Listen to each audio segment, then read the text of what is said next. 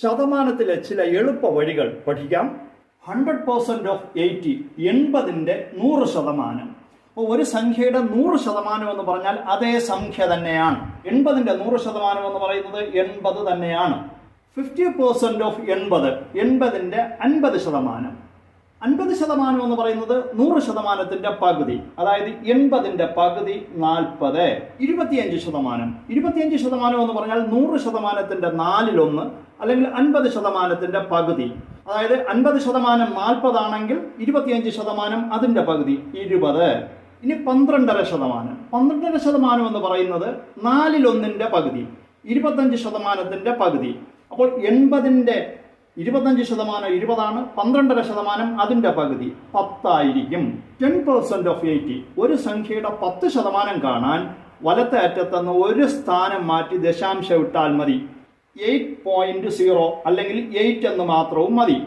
8. അടുത്ത് 5% ഓഫ് 80, 80ന്റെ 5%.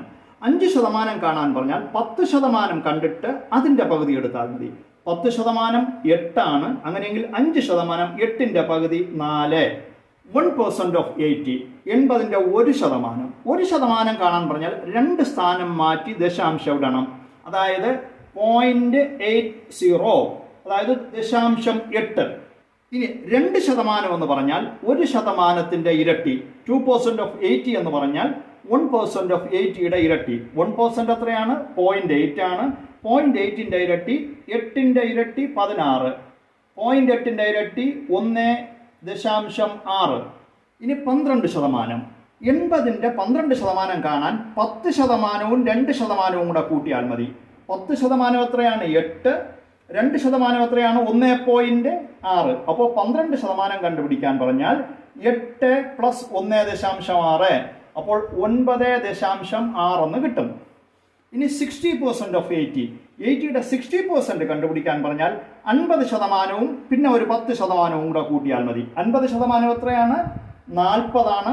10% എത്രയാണ്? 8 ആണ്. അപ്പോൾ 40ഉം 8ഉം 48, അതാണ് 80ന്റെ 60%. ഇനി 75% കാണാൻ പറഞ്ഞാൽ 50%വും 25%വും കൂട്ടിയാൽ മതി. 50% 40, 25% 20, രണ്ടും കൂടെ കൂട്ടുമ്പോൾ 40 + 20 = 60.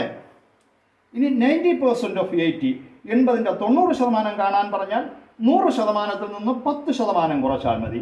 80ന്റെ 100% 80 തന്നെ. 10% എന്ന് പറയുന്നത് 8 ആണ്. 80ൽ നിന്ന് 8 കുറയ്ക്കുമ്പോൾ 72 കിട്ടും.